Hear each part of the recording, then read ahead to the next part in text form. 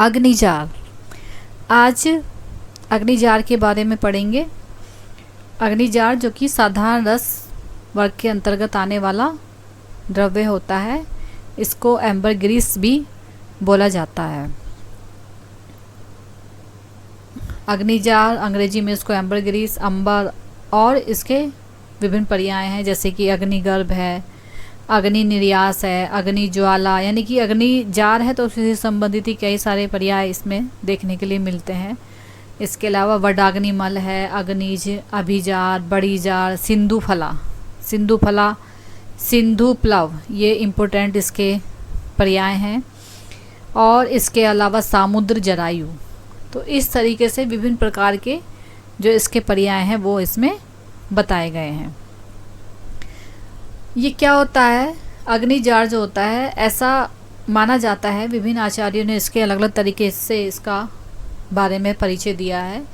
जैसे कि कुछ आचार्य कहते हैं एक स्पर्म व्हेल नाम की जो मछली होती है, उसकी आंतों से एक तरीके का मोम जैसा जो श्राव होता है वो श्रावित होता है। ये जो श्राव होता है जब ये सूख जाता है, तो जब ये गीला होता है तब इसमें से दुर्गंध आती है, लेकिन जब ये सूख जाता है तो सूखने से क्या हो जाता है, इसके अंतर्गत क्या है, इसमें से सुगंध आती है। अब क्योंकि ये अग्नि नामक मछली, मतलब स्पर्म व्हेल को अग्नि भी बोला जाता है मछली, अग्नि नामक मछली समुद्र में क्या है एक विशेष प्रकार की घास को खा लेती है। तो वो प्रकार की घास को खाने से क्या है, इसको मलबद्धता हो जाती है। मलबद्धता हो जाने के कारण क्या होगा, आंत में से धीरे धीरे अवरोध होकर के उसमें सड़न पैदा हो जाती है और कालांतर में क्या हो जाती है, फिर वो मछली मर जाती है। फिर मछली के मर जाने के बाद क्या होता है, ये जो आंत है ये इसके शरीर से क्या है पृथक होकर के समुद्र की सतह पर तैरती हुई क्या है किनारे पर आ जाती है। तो इस तरीके से इसके दो बताए गए हैं। जैसे कि एक तो ये बताया गया है कि ये स्पर्म व्हेल नाम की मछली के आंतों से स्रावित होने वाला एक तरीके का सिक्रीशन है, जो कि क्या है सुगंध द्रव्य हो जाता है जब ये सूखने लगता है। और ये कैसे स्रावित होगा, जैसे कि अगर मछली क्या है एक प्रकार की घास को खाने से कॉन्स्टिपेशन हो जाएगा, अवरोध हो जाएगा, मछली मर जाएगी तो क्या है उसकी आंतों से ही क्या है ये इस तरीके से स्रावित होने लगता है। अब इसमें क्या है, जैसे फिर क्या है जब ये समुद्र के किनारे पे आ जाता है तो मछुआरे इसको इकट्ठा करके एकत्रित करके क्या है अपने घरों की छतों पर या ग्राउंड में कहीं पर भी है धूप में इसको सूर्य की किरणों में इसको सुखा लेते हैं।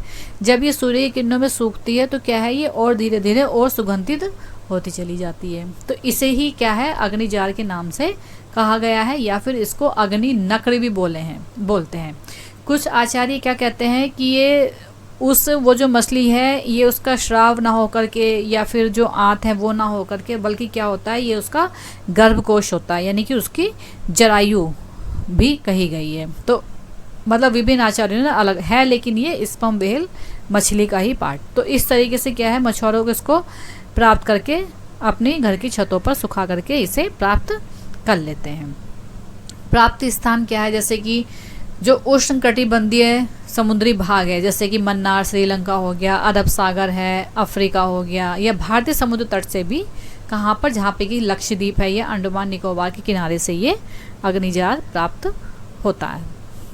अब क्योंकि शोधन समुद्र का जो क्षारीय जल होता है उसमें लंबे समय तक पड़ा रहता है, तो इसलिए इसके शोधन की आवश्यकता नहीं होती है। इसलिए किसी भी आचार्य ने इसके शोधन की नहीं बताया है। क्यों? क्योंकि ये सुगंधित द्रव्य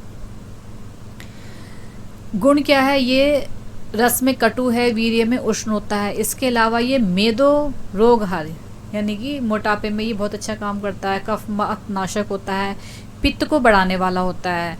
तो इस तरीके से रक्त रोग है या सन्निपातज रोग है, शूल आदि में भी विभिन्न प्रकार के रोगों में इसका प्रयोग किया जाता है, और वात व्याधि में भी।